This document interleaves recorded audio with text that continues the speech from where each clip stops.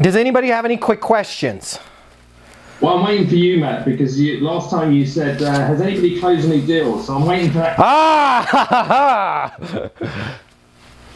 Yes. All the way to the UK. Hold on, let me yell it. You're going to hear it across the pond. Has anyone closed any deals? Yeah, we closed 1.36 million today. Oh, just a tiny 1.36 million. I know, just a small one. That's a bit, baby. Very pleased, because and they're certainly using some of the learned skill. That one, that was a little bit of a painful one, but we finally got it over the line. So great. So thank you, everybody, as well. Great. And my guess is, David, that that might have been one of the ones that was kind of stuck there in the pipeline forever, yes? It was one of the, especially when it comes to the negotiation. I asked you a question a little while ago, and we kind of held our ground a little bit. So good. Yeah, so it was good. Holding your ground paid off, yes? Yes, it did. Good. And just to recap on this, because I want to make sure that I'm clear on this, because I know David had asked a question about that in other calls. I am not opposed, I am not against you guys making concessions. What I think is a bad idea is us just making concessions when the prospect requests the concession. Here's why. Does anyone want to tell me what you think I'm going to say the why is if I just give a discount for the sake of giving a discount, or just add users for the sake of adding users? Does anyone want to unmute themselves and say what you think my answer is going to be before I give you my answer? You're setting the expectation. I like that. Is that Corey? Yes. Yeah, so, and let me rephrase the setting the expectation. Let me give you a more powerful way to think about that. We are training them not to buy from us, okay? And this is something that it took me, it was like night and day. The year was 2004. In 2004, I figured this out, right? I was selling massive payroll deals for a little company called ADP. And I noticed that we would have these promotions, especially Q4 of the end of the year. And I also noticed that it was actually very rare that I would have a super amazing Q4. But then all of a sudden, I run into all of this static and resistance and negativity and just not good feeling when Q1 came around, because everybody that I had called, because that's what my boss told me to do, and said, hey, if we can get this across the goal line by the end of the year, I'm willing to do this, this, and this, and this for you, right? What did they expect? They expected that I'm still going to do this, this, and this, and this, right? Our prospects were born at night, but they weren't born last night. And when you make an offer, when you put something on the table, I'm not saying it's impossible, but it is very difficult to retract that. It's very difficult to retract said offer and still save face, right? Most of the time, even if your leadership is like, hey, Corey, I've got a great idea. Tell them if they close before the end of the month, we'll give them 7% off, right? Most of the time your prospect knows, and you know, and senior management knows, if they pull the trigger on it, even if it's next month or the month after, they're still going to get that 7%, right? So we want to make sure that we're very careful with just throwing offers out. Here's the other thing that I mean when I say we are training them not to buy from us, okay? They are not mind readers. We are not mind readers. We can't read each other's minds. If people could read each other's minds, we'd never have divorces. Nobody would ever get fired, right? Life would be, what do they call that? Utopia, right? Because we would all know what everybody else had in mind, right? And everybody that was trying to screw us over, we would know that ahead of time and be like, man, I'm not going to have those guys paint my house. They're planning on doing a terrible job, right? They don't even have paint. Right? Versus, man, this guy is really giving me a good deal on this house, and he is willing to take a loss on this, hoping that I'll give him a testimonial and take pictures of my house and let people know how wonderful it is. This is a really wonderful person. Unfortunately, we live in the real world and not utopia, and we can't read people's minds. Why am I telling you this? I'm telling you this because you have to remember that your customer is not a mind reader, and even though you are a good, decent person, even though you have their best interest in mind, even though you are trying to offer them this really super amazing, very generous promotion, how are they supposed to know that that's where the line is, right? And even if you tell them, this is where the line is, this is the best deal you're going to get, that's what they expect you to say.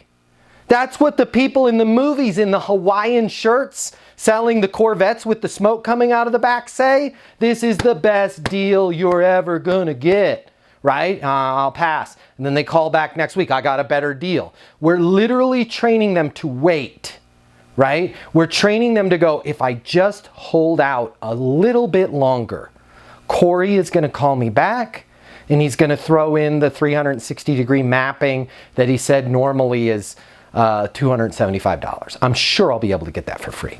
Here's the other thing. What if Corey does call back and throw in the mapping? And I do say, man, you know what? I need it. I'm not going to wait anymore. I'm going to pull the trigger on this. How are they supposed to know that they ever got the best deal? So I want to make sure, and as I'm sure David's team did with this, because they had some pushback, they had some resistance. I don't know how much discounting or how much stuff David's team threw in, but I'm hoping David's team asked for something in return. That's how you eliminate the fact, that's how you overcome the fact that you're not a mind reader, right? Our words mean something. Our actions mean everything. So if I say to David, right? Hey, David, I'm unable to lower the price, but what I can do, if you're able to get the team on the program by the end of this month, what I will do is I will do monthly private coaching calls with your team in perpetuity for the length of your agreement. Those, if you go to the website, you'll look, those are typically $1,400 a month, right? I'm able to give David something, and I know that I'm gonna still probably have to give that later, but what I'm asking is something for in return. And now here's the thing. I don't even like what I just used as an example. Why? Because that's the example we always use. What we always do is, if you buy it now, I'll give you this. Okay?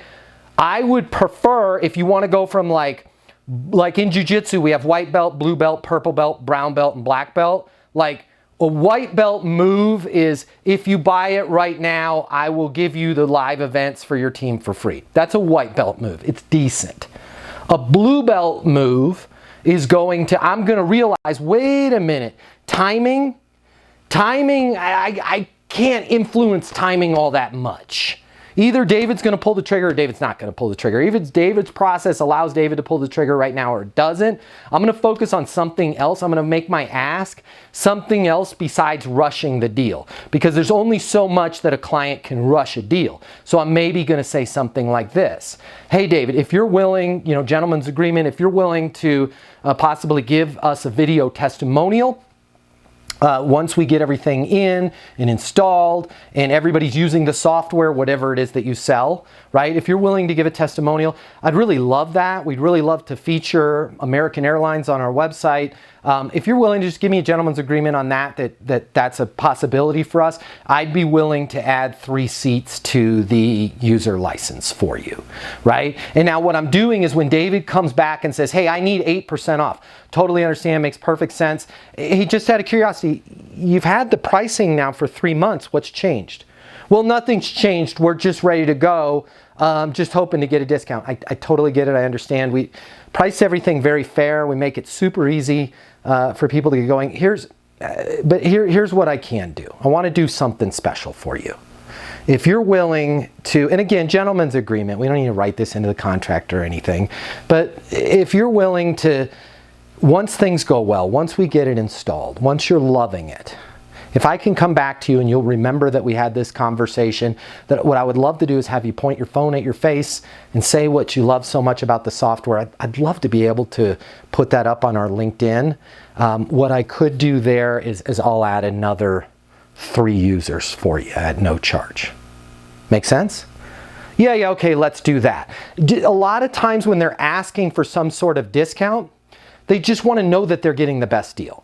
And the best way for them to know that they're getting the best deal is for you to say, hey, the buck has stopped, right? We are now at a level We're now at a level playing field, meaning that for everything I give Corey, Corey's going to have to give me something, right? Even if it's something as trivial as a testimonial. Does that make sense? Yes or yes? Yes. Good. Okay. And that's blue belt, purple belt, brown belt, black belt stuff. We just got to practice that. The world of sales has completely changed. Today's customer has access to more information. Today's customer has more choices. The business world needs you. Studies have shown that 84% of salespeople fail to achieve their goals. The old sales training, well, it just doesn't work today. I'd like to teach you how to take the stress out of selling in a way that's meaningful to you and your customers and get you 7 times more business. I'll show you how the perfect sales process works. I'm gonna walk you through everything from prospecting to closing the deal.